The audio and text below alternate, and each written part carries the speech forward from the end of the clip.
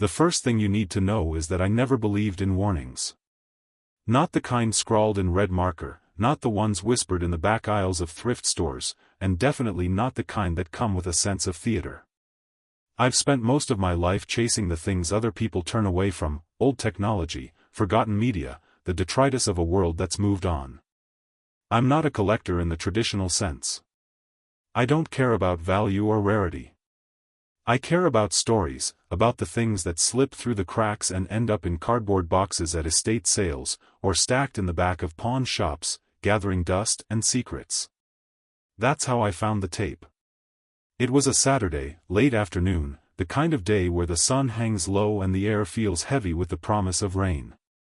I was in a thrift store on the edge of town, the kind that smells like old books and mothballs, where the lights flicker and the aisles are too narrow for comfort.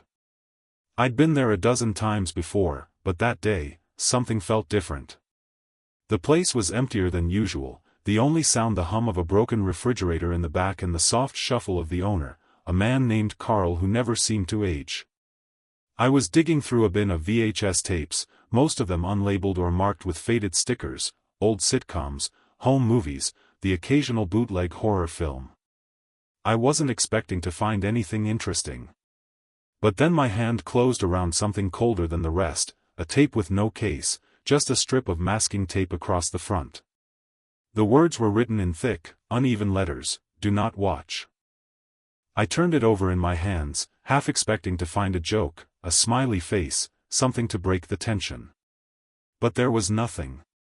Just those 3 words, the ink pressed so hard it had bled through the tape.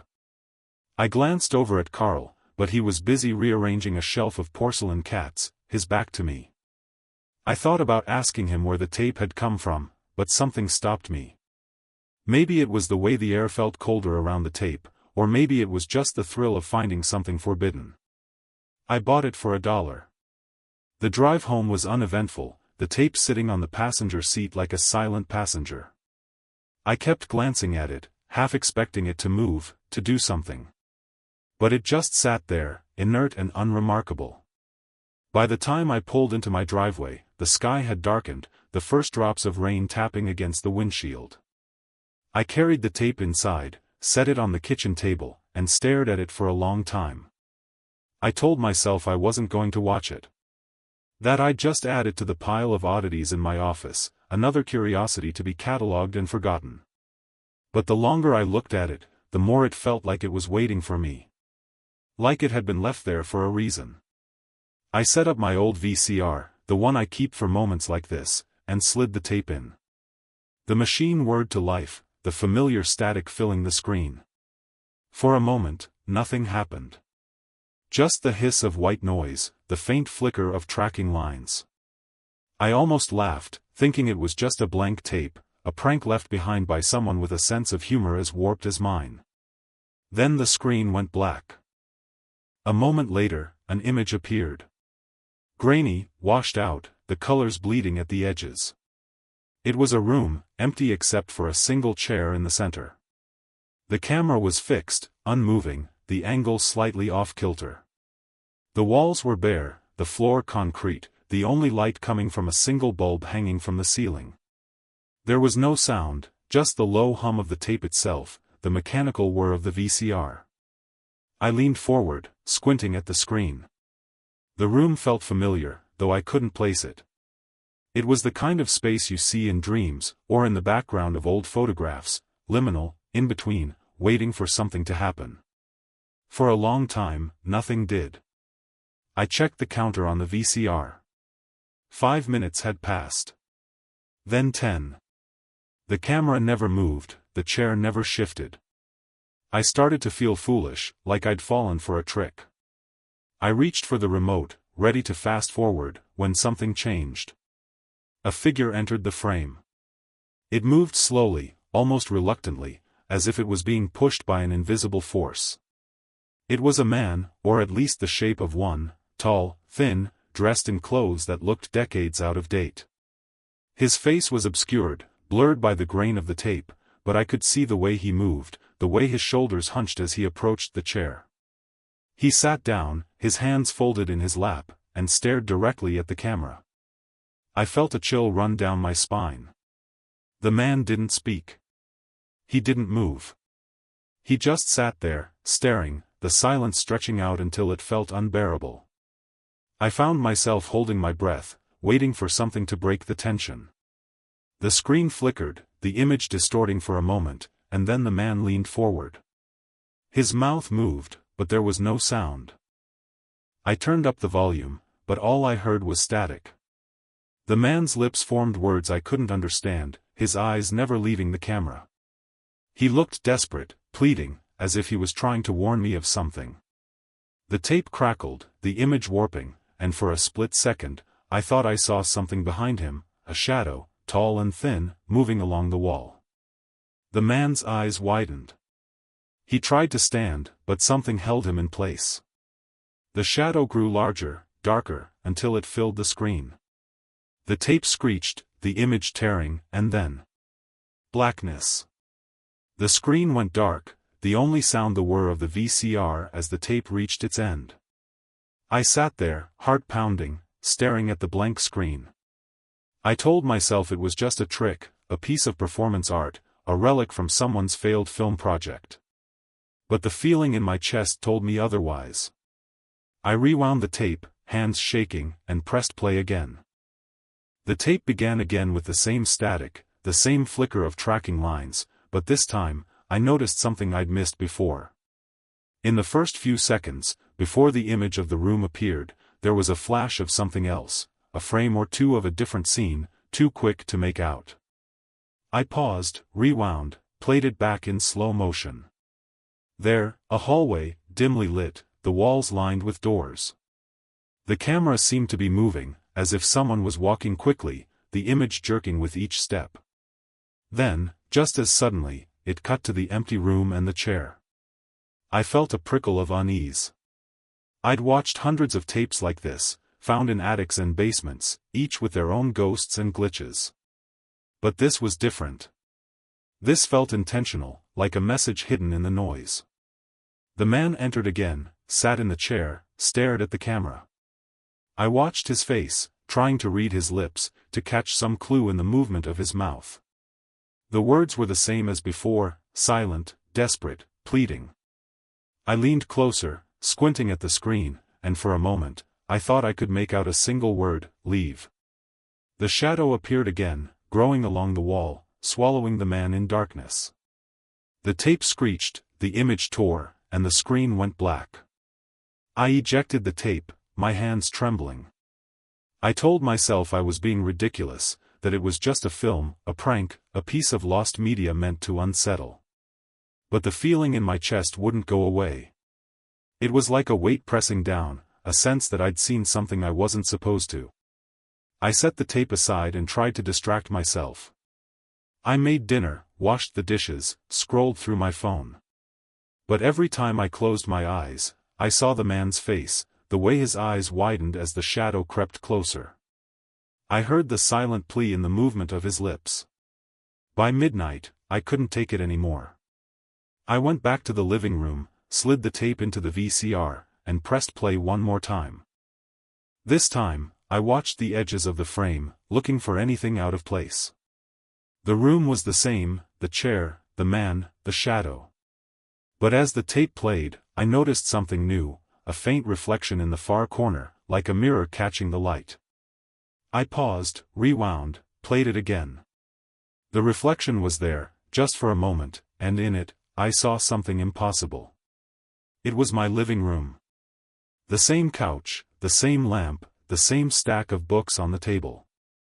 The image was distorted, warped by the grain of the tape, but it was unmistakable. My living room, reflected in the corner of a room I'd never seen before. I stared at the screen, my mind racing. Was it a trick of the light? A coincidence? Or was the tape showing me something more? I stood up, heart pounding, and looked around the room. Everything was as it should be. The couch, the lamp, the books. But the air felt colder, heavier, as if something unseen was watching me. I turned off the TV, unplugged the VCR, and took the tape to my office. I locked it in a drawer, telling myself I'd deal with it in the morning. But sleep didn't come easy. Every time I closed my eyes, I saw the man in the chair, the shadow on the wall, the reflection of my own living room staring back at me. The next day, I tried to forget about the tape. I went to work, answered emails, made small talk with my coworkers. But the feeling of unease lingered, a constant itch at the back of my mind. I found myself glancing at the clock, counting down the hours until I could go home and check the tape again. When I finally got home, the house felt different. The air was still, the silence pressing in from every side. I went to my office, unlocked the drawer, and took out the tape. It felt heavier than before, as if it had absorbed something from the night. I set up the VCR, slid the tape in, and pressed play. This time, the tape started differently. The static was louder, harsher, the image flickering with bursts of color. The hallway appeared again, the camera moving faster, the doors blurring past. I counted them, 7 on each side, all closed, all identical.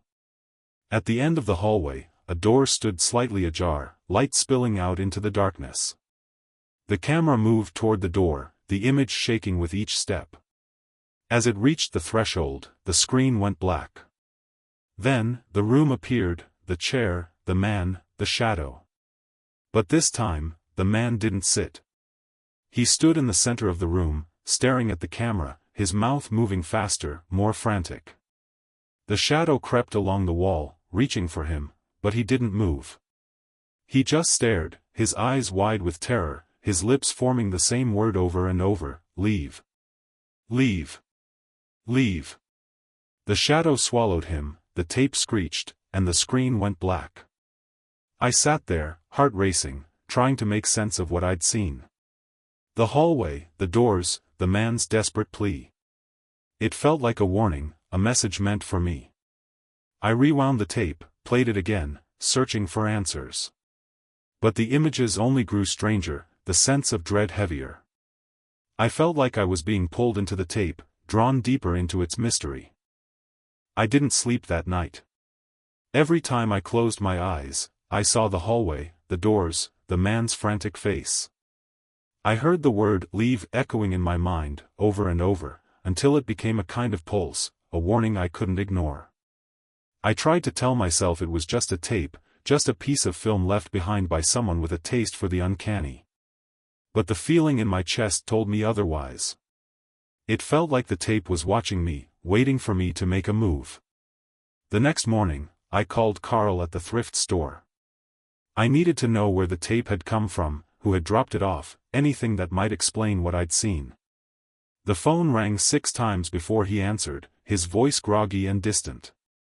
"Yeah," he said. "Carl, it's me. I bought a tape from you the other day. Black VHS, masking tape label, said do not watch. Do you remember it?" There was a long pause on the other end. I heard the sound of a chair scraping against the floor, the rustle of papers. "Yeah, I remember," he said finally. "You watched it?" I hesitated. "Yeah. I did. Where did it come from?" Another pause. "Estate sale. House out on Old Mill Road. Belonged to a guy named Harris. Died last month. No family, no will. The place was packed with junk. That tape was in a box with a bunch of other stuff. I almost threw it out, but I don't know. Something about it felt wrong. Did you watch it?" He laughed, but there was no humor in it. "Hell no. I don't even have a VCR anymore." "Why? What's on it?" I thought about telling him the truth, about the man in the chair, the shadow, the reflection of my living room. But the words caught in my throat. "Nothing. Just weird old footage. Thanks, Carl." I hung up, my mind racing. Old Mill Road. Harris. I wrote the name down, the address, every detail I could remember.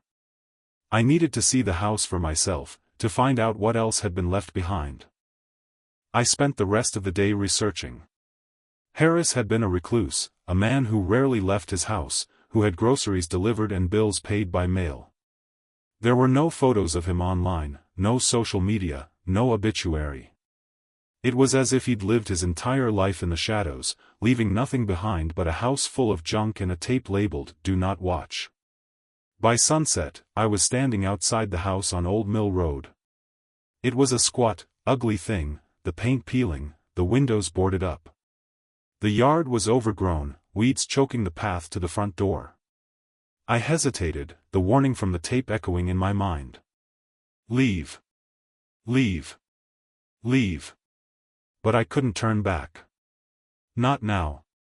I forced the door open, the hinges groaning in protest. The air inside was thick with dust and the smell of rot. I stepped inside, flashlight in hand, and began to search. The house was a maze of clutter, boxes stacked to the ceiling, old newspapers, broken furniture. I moved from room to room, searching for anything that might explain the tape. In the living room, I found a stack of VHS tapes, most of them blank or labeled with dates. I checked each one, but none had the same masking tape label. In the hallway, I found a door that wouldn't open. I pushed, shoulder against the wood, until it finally gave way. The room beyond was empty except for a single chair in the center, a bare bulb hanging from the ceiling. The walls were bare, the floor concrete. It was the room from the tape. I stood in the doorway, heart pounding, staring at the chair. The air felt colder here, heavier, as if the room was holding its breath. I stepped inside, the floor creaking beneath my feet. I circled the chair, half expecting to see the man from the tape, or the shadow lurking in the corners. But the room was empty. I sat in the chair, just for a moment, trying to see the room as the camera had seen it. The silence was oppressive, the only sound my own breathing. I closed my eyes, trying to remember every detail from the tape, the angle of the camera, the way the light fell, the shadow on the wall. When I opened my eyes, I saw something scratched into the floor beneath the chair. I knelt down, brushing away the dust, and found a single word carved into the concrete, "Leave." I stood up, heart racing, and backed out of the room. I didn't look back. I locked the door behind me and left the house, the warning echoing in my mind. That night, I couldn't bring myself to watch the tape again. I locked it in a box, buried it in the back of my closet, and tried to forget. But the dreams came anyway, dreams of the hallway, the doors, the man's desperate face. Dreams of the shadow, growing larger, swallowing everything in its path. I woke up gasping, drenched in sweat, the word "leave" burning in my mind. Days passed, but the feeling never left. It clung to me like a second skin, a constant pressure at the back of my mind. I tried to go about my life, work, errands, the small rituals that make up a day, but everything felt off, as if the world had shifted a few degrees out of alignment. I'd catch myself staring at blank screens, at the static between TV channels, half expecting to see the man's face flicker into view. I avoided my office, avoided the closet where I'd hidden the tape, but it was always there, a silent weight pressing down on the house. One night, I woke to the sound of the VCR whirring in the living room. At first, I thought I was dreaming, but the sound was unmistakable, the soft mechanical click, the hum of the tape spinning. I got out of bed, heart pounding, and crept down the hallway. The house was dark, the only light coming from the flicker of the TV screen. The tape was playing. I stood in the doorway, frozen, watching as the familiar room appeared on the screen. The chair, the bare bulb, the concrete floor. But this time, the camera was closer, the angle tighter, as if whoever was filming had moved in for a better look. The man was there, but he looked different, older, thinner, his eyes sunken and wild. He stared at the camera, his mouth moving in frantic, silent pleas. I reached for the remote, but it wasn't there. I tried to turn off the TV, but the buttons didn't respond. The tape kept playing, the image growing more distorted, the colors bleeding together. The man's face twisted in terror as the shadow crept along the wall, reaching for him. Then, for the first time, I heard a sound, a low, guttural whisper, barely audible over the static. It was a single word, repeated over and over, growing louder with each repetition. Leave. Leave. Leave. The shadow swallowed the man, the screen went black, and the tape ejected itself from the VCR, landing on the floor with a dull thud. I stood in the doorway, frozen, watching as the familiar room appeared on the screen. The chair, the bare bulb, the concrete floor. But this time, the camera was closer, the angle tighter, as if whoever was filming had moved in for a better look. The man was there, but he looked different, older, thinner, his eyes sunken and wild. He stared at the camera, his mouth moving in frantic, silent pleas. I reached for the remote, but it wasn't there.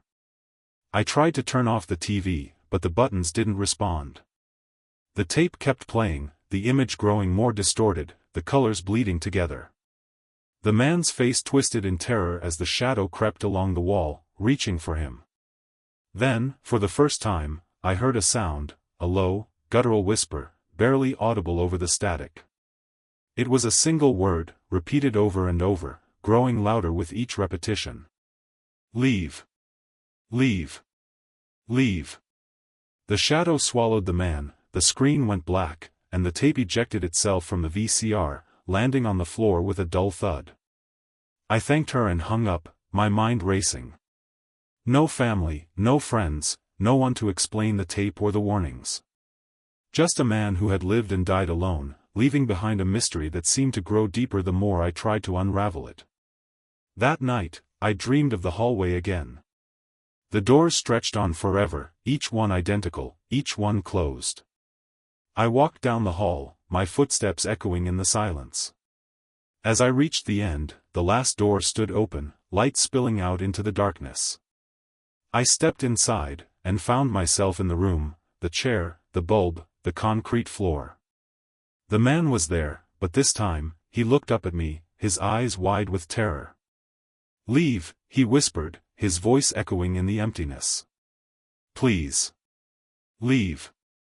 I woke up gasping, the word burning in my mind. The next morning, I found the tape sitting on the kitchen table, even though I was sure I'd locked it away. The label was different now.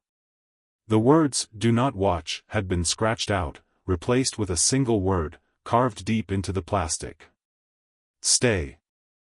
I stared at the tape for a long time, the word, "stay," carved so deep it had nearly split the plastic. My first thought was that I'd done it myself, maybe in my sleep, some unconscious act driven by the dreams that had been haunting me. But the grooves were too clean, too deliberate, as if someone, or something, had taken the time to make sure the message was clear. The warning had changed. The tape no longer wanted me to leave. It wanted me to stay. I tried to ignore it. I put the tape back in the closet, buried it under piles of old clothes and boxes of forgotten junk. I went about my day, forcing myself to focus on anything else. But the feeling of being watched never left. Every shadow in the house seemed to stretch a little longer, every reflection in the window seemed to linger a little too long. I caught glimpses of movement in the corners of my eyes, just a flicker, just a shape, but every time I turned, there was nothing there. That night, the dreams came back, more vivid than ever. I was in the hallway again, the doors stretching on forever. But this time, they were all open. Behind each door was a different room, a kitchen, a bedroom, a bathroom, a living room. Each one was familiar, but wrong. The colors were off, the furniture warped, the windows looking out onto nothing but darkness. I walked from room to room, searching for something I couldn't name. In every room, I saw the man from the tape, sitting in a chair, staring at the wall. He never looked at me, never spoke. But I could feel his fear, thick and suffocating, pressing in from every side. I woke up with a start, my heart racing, the word, "stay," echoing in my mind. I got out of bed, unable to shake the feeling that something was wrong. The house was silent, the air heavy. I walked down the hallway, half expecting to see the doors from my dream, all standing open. But everything was as it should be. The only thing out of place was the tape, sitting on the kitchen table, waiting for me. I picked it up, turning it over in my hands. The word "stay" seemed to pulse in the dim light, the grooves catching the shadows. I knew I shouldn't watch it again. Every instinct screamed at me to throw it away, to destroy it, to get as far from it as possible. But I couldn't. I needed to know what had changed, what the tape wanted from me now. I set up the VCR, slid the tape in, and pressed play. The static was louder this time, the image flickering with bursts of color and light. The hallway appeared, the camera moving faster, the doors slamming shut one by one as it passed. At the end of the hall, the last door stood open, light spilling out into the darkness. The camera moved inside, and the room appeared, the chair, the bulb, the concrete floor. But the man was gone. The chair was empty, the room silent. The camera panned slowly, lingering on the empty chair, the bare walls, the shadow that seemed to pulse and shift in the corners. Then, the camera turned, and for the first time, I saw the person holding it. It was me. I stared at the screen, my own face staring back at me, eyes wide with confusion and fear. I watched as I moved through the room, circling the chair, reaching out to touch the grooves carved into the floor. The word "stay" was there, deep and dark, the letters twisting and writhing as if alive. The camera moved closer, the image growing more distorted, the colors bleeding together. My face twisted in terror as the shadow crept along the wall, reaching for me. I tried to run, but the door slammed shut, trapping me inside. The shadow swallowed the room, the screen went black, and the tape ejected itself from the VCR. I sat there, shaking, staring at the tape. I didn't remember filming that. I didn't remember being in that room. But the fear on my face was real. The terror in my eyes was real. I felt it now, a cold, crawling dread that settled deep in my bones. I tried to call Carl, to tell him what had happened, but the line was dead. I tried to leave the house, but the door wouldn't open. The windows wouldn't budge. It was as if the house itself had decided to keep me inside. I paced the rooms, searching for a way out, but every door led back to the hallway, the doors stretching on forever. The rooms shifted and changed, the furniture warping, the windows looking out onto nothing but darkness. I was trapped, caught in a loop I couldn't escape. The tape sat on the table, waiting. I knew what I had to do. I set up the VCR one last time, slid the tape in, and pressed play. The static filled the screen, the image flickering with bursts of color and light. The hallway appeared, the doors slamming shut one by one. At the end of the hall, the last door stood open, light spilling out into the darkness. The camera moved inside, and the room appeared, the chair, the bulb, the concrete floor. The man was there, but this time, he looked up at me, his eyes wide with terror. "Stay," he whispered, his voice echoing in the emptiness. "Please. Stay." The shadow crept along the wall, reaching for him. He didn't move. He just stared at the camera, his eyes pleading, his mouth forming the word over and over. "Stay. Stay. Stay." The shadow swallowed him, the screen went black, and the tape ejected itself from the VCR. I sat there, heart pounding, the word "stay" burning in my mind. I didn't know how long I sat there, staring at the tape, the word "stay" echoing in my head like a curse. The house was silent, but it was a different kind of silence now, thick, oppressive, as if the walls themselves were listening. I tried to move, to stand up, but my legs felt heavy, my body sluggish, as if I was moving through water. Every instinct screamed at me to fight, to break a window, to claw my way out if I had to. But something stronger held me in place, a force I couldn't see or name. I tried to distract myself, to focus on anything but the tape. I turned on the radio, but all I got was static. I tried the lights, but they flickered and died, leaving me in a dim twilight that never seemed to change. My phone was useless, no signal, no battery, the screen frozen on the time, 3:33 a.m. I wandered from room to room, but the house had changed. The doors no longer led where they should. The hallway stretched on forever, the rooms looping back on themselves, the windows looking out onto a darkness so complete it felt like the end of the world. I found myself back in the living room, the tape sitting on the table, waiting. I picked it up, turning it over in my hands. The word, "stay," seemed to pulse in the dim light, the grooves catching the shadows. I knew I shouldn't watch it again. Every instinct screamed at me to destroy it, to get as far from it as possible. But I couldn't.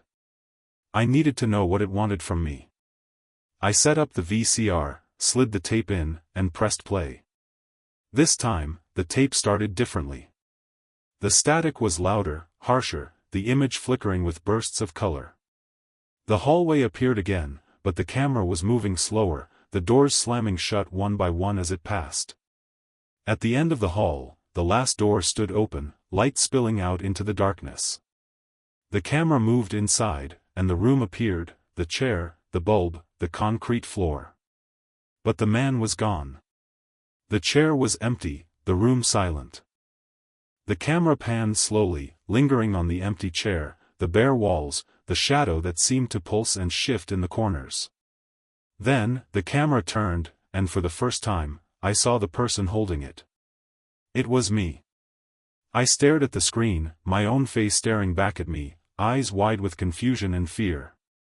I watched as I moved through the room, circling the chair, reaching out to touch the grooves carved into the floor. The word, "stay," was there, deep and dark, the letters twisting and writhing as if alive. The camera moved closer, the image growing more distorted, the colors bleeding together. My face twisted in terror as the shadow crept along the wall, reaching for me. I tried to run, but the door slammed shut, trapping me inside. The shadow swallowed the room, the screen went black, and the tape ejected itself from the VCR. I sat there, shaking, staring at the tape. I didn't remember filming that. I didn't remember being in that room. But the fear on my face was real. The terror in my eyes was real. I felt it now, a cold, crawling dread that settled deep in my bones. I tried to call Carl, to tell him what had happened, but the line was dead. I tried to leave the house, but the door wouldn't open. The windows wouldn't budge. It was as if the house itself had decided to keep me inside. I paced the rooms, searching for a way out, but every door led back to the hallway, the doors stretching on forever. The rooms shifted and changed, the furniture warping, the windows looking out onto nothing but darkness. I was trapped, caught in a loop I couldn't escape. The tape sat on the table, waiting. I knew what I had to do. I set up the VCR one last time, slid the tape in, and pressed play. The static filled the screen, the image flickering with bursts of color and light.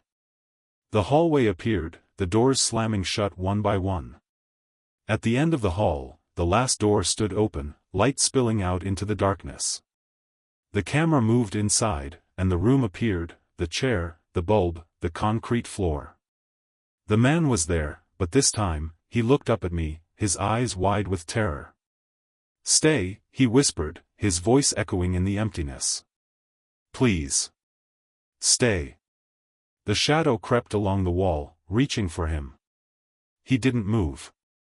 He just stared at the camera, his eyes pleading, his mouth forming the word over and over. "Stay.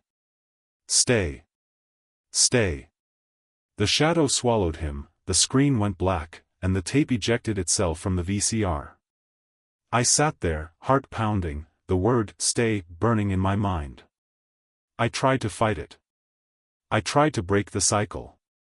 I smashed the tape, shattered the plastic, pulled the ribbon out in long, tangled loops.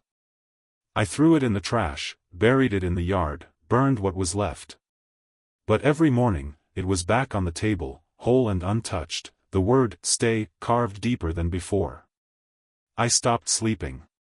I stopped eating. The house became my world, the tape my only companion. The dreams grew worse, endless hallways, empty rooms, shadows that whispered my name. I lost track of time, of days, of myself. I became the man in the chair. I lost track of how many days passed. The clocks in the house stopped working, their hands frozen at impossible hours.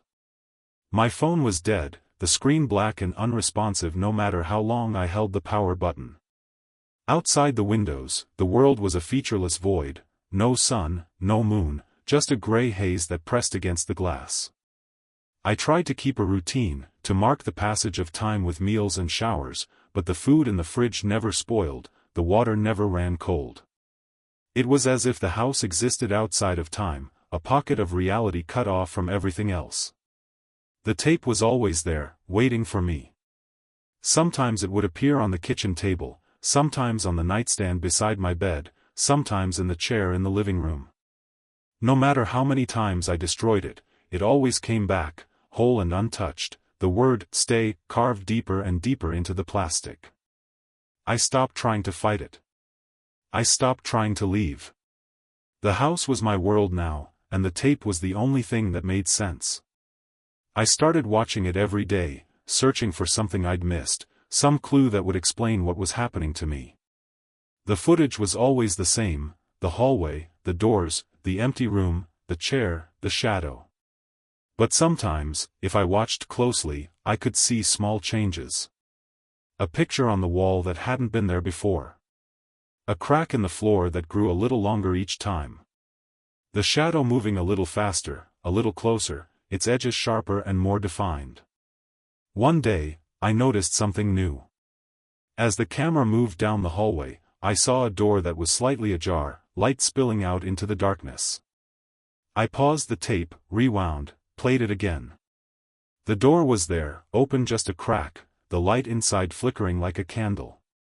I'd never seen it before. I pressed play, heart pounding, as the camera moved toward the door. Inside, the room was different. It was my living room, my couch, my lamp, my books on the table. But everything was off, the colors too bright, the shadows too deep. I saw myself sitting on the couch, staring at the TV, the tape playing on the screen. I watched as I stood up, walked to the kitchen, picked up the tape, and put it back in the VCR. The loop repeated, over and over, each time a little more distorted, a little more desperate. I tried to look away, but I couldn't. I was trapped, watching myself watch the tape, caught in an endless cycle of fear and confusion. The shadow crept along the walls, growing larger and darker with each loop. I saw myself try to run, try to break the tape, try to escape, but it was always the same. The doors wouldn't open, the windows wouldn't budge, the house wouldn't let me go. I started to forget things. My name, my past, the world outside the house. The only thing that mattered was the tape, the message carved into the plastic, the word "stay" echoing in my mind. I stopped eating, stopped sleeping, stopped caring. I became a ghost, drifting from room to room, always ending up in the living room, always finding the tape waiting for me. One night, I heard a voice. It was faint at first, barely more than a whisper, but it grew louder with each passing day. It came from the tape, from the static between scenes, from the shadows in the corners of the room. It called my name, over and over, until it was the only thing I could hear.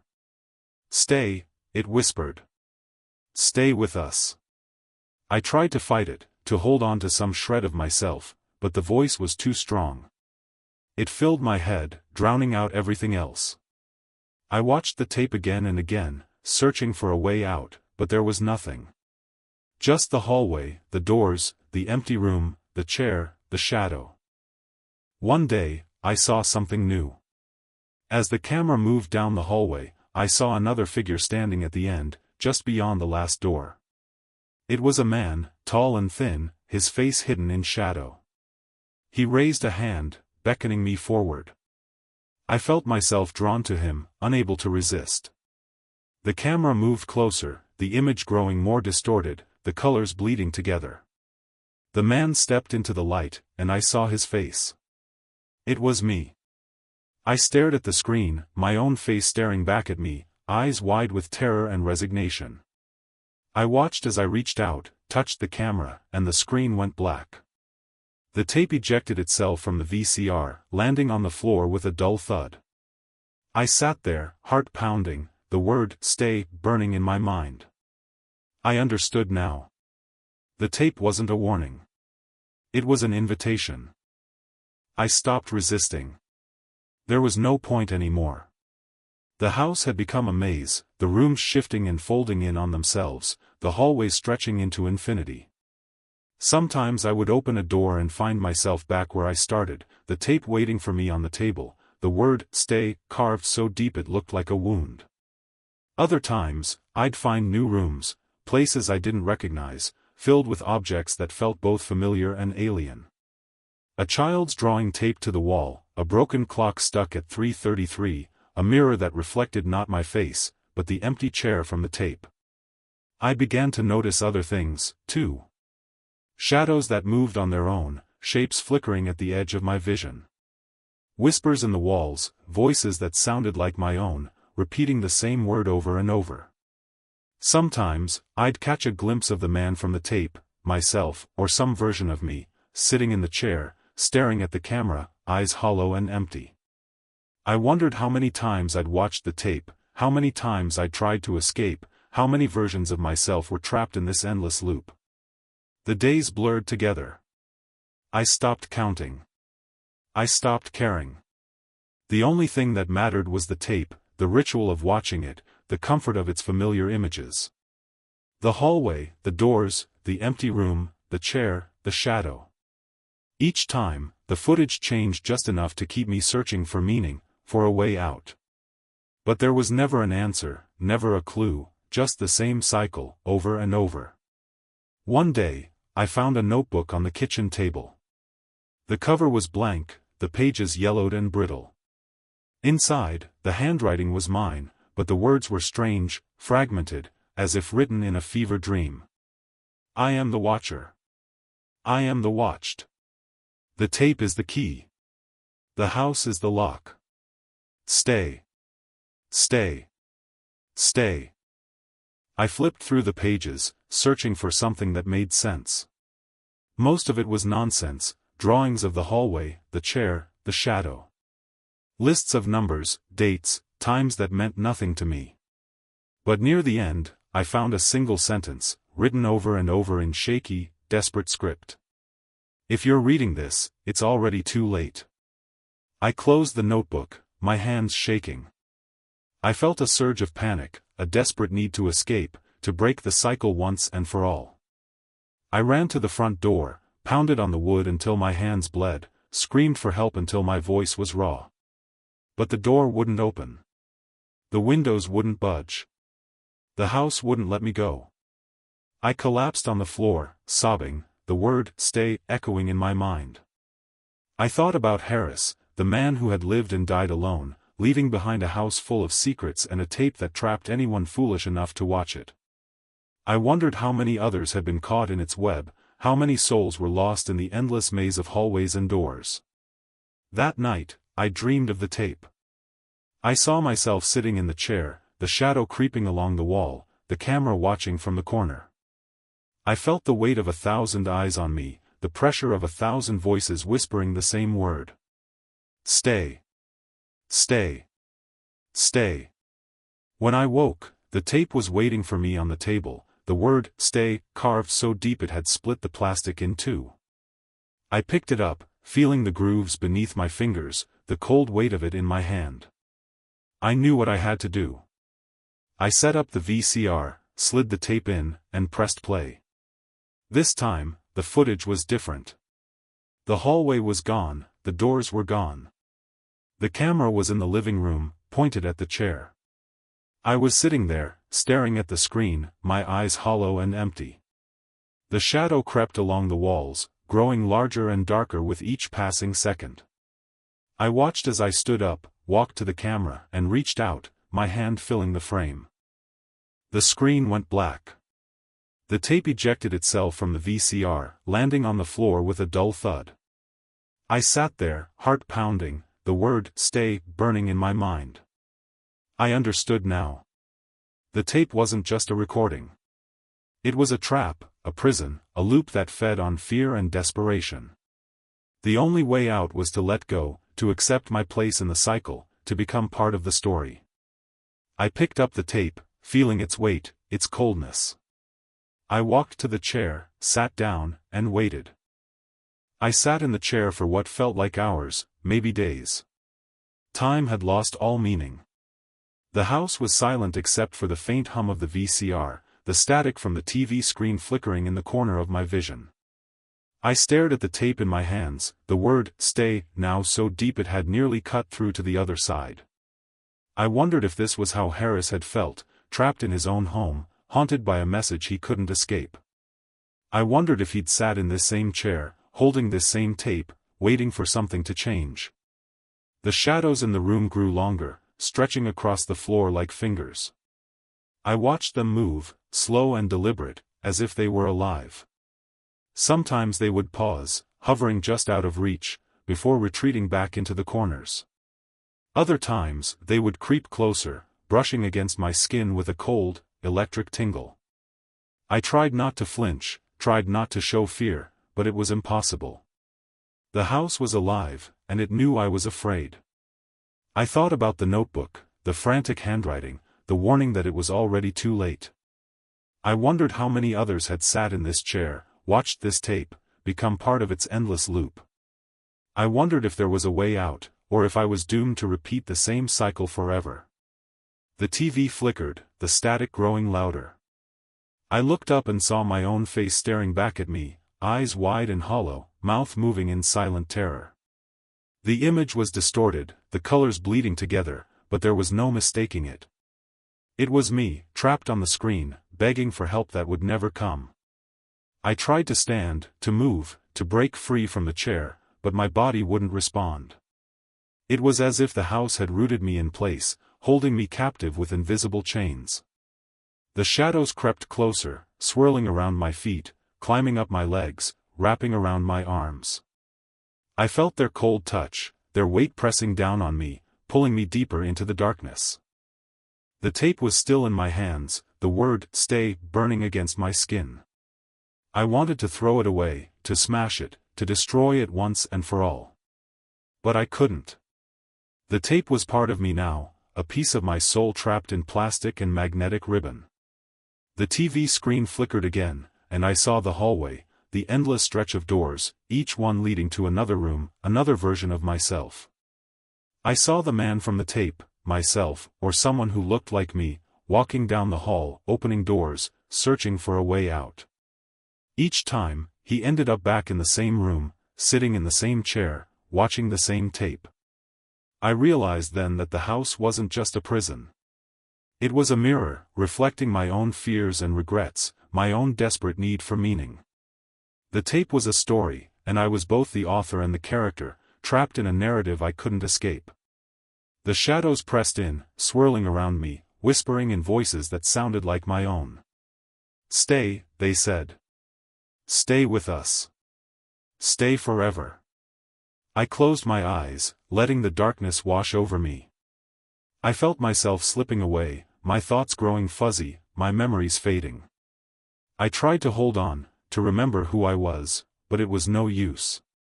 The house had claimed me, the tape had consumed me, and there was nothing left but the endless loop. When I opened my eyes, I was back in the hallway, the doors stretching on forever. I walked down the hall, opening doors, searching for a way out. Each room was empty, silent, waiting. At the end of the hall, the last door stood open, light spilling out into the darkness. I stepped inside, and found myself in the room, the chair, the bulb, the concrete floor.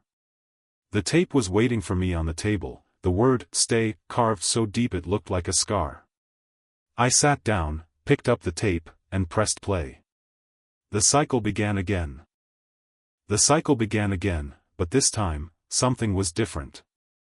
As I sat in the chair, the tape humming in the VCR, I felt a strange sense of clarity, as if a fog had lifted from my mind. The fear was still there, gnawing at the edges of my thoughts, but beneath it was something else, a quiet resignation, a sense of acceptance. I realized I had become part of the story, woven into the fabric of the house, the tape, the endless loop. I was the watcher and the watched, the prisoner and the warden. The TV flickered to life, and I saw myself on the screen, sitting in the chair, holding the tape. My eyes were hollow, my face pale, but there was a glimmer of understanding in my expression. I watched as I stood up, walked to the hallway, and opened the first door. Inside was a room I didn't recognize, sunlight streaming through the windows, the sound of birds outside, the smell of fresh coffee in the air. For a moment, I felt hope, a sense that maybe, just maybe, there was a way out. But as I stepped into the room, the sunlight faded, the birdsong died, and the walls closed in around me. The room twisted and warped, the windows turning to mirrors, the door vanishing behind me. I was back in the chair, the tape in my hands, the word "stay" burning against my skin. I tried again, opening another door, then another. Each time, the same thing happened, the promise of escape, the illusion of freedom, and then the crushing realization that I was still trapped, still part of the loop. The house was alive, feeding on my hope, my fear, my desperation. I began to notice other faces in the mirrors, other versions of myself, each one caught in their own cycle, their own story. Some looked back at me with anger, others with sadness, others with a hollow, empty stare. I realized then that I was not alone. The tape had claimed others before me, and it would claim others after. We were all part of the same story, the same endless loop. The shadows in the room grew thicker, swirling around me, whispering in voices that sounded like my own. "Stay," they said. "Stay with us. Stay forever." I felt their cold touch, their weight pressing down on me, pulling me deeper into the darkness. But this time, I didn't fight. I let the shadows take me, let the house claim me, let the tape write my story. As I faded into the darkness, I thought about the warning on the tape, the words, "Do not watch," scrawled in desperate handwriting. I wondered who had written them, who had tried to break the cycle, who had failed before me. I wondered if anyone had ever escaped, or if we were all doomed to repeat the same story, over and over, forever. The last thing I saw was the tape, sitting on the table, the word "stay" carved so deep it had split the plastic in two. I reached out, my hand trembling, and pressed play one last time. The screen went black. For a long moment, there was nothing, no sound, no light, no movement. Just the endless, suffocating darkness. Then, slowly, a new image flickered onto the screen. A thrift store, cluttered and dim, the air thick with dust and secrets. A hand reached into a bin of old tapes, fingers closing around a familiar shape. The label was faded, the words barely legible, but I recognized them instantly. "Do not watch." A new story was beginning. A new watcher, a new prisoner, a new loop. The cycle would continue, as it always had, as it always would. The tape would find its way into new hands, new homes, new lives. The warning would be ignored, the story would repeat, and the house would claim another soul. Somewhere, in the darkness, I felt a strange sense of peace. I was part of something larger now, a story that would never end, a loop that would never break. I was the watcher and the watched, the prisoner and the warden, the author and the character. And as the screen faded to black, the last thing I heard was a whisper, soft and cold, echoing through the endless halls of the house. "Stay."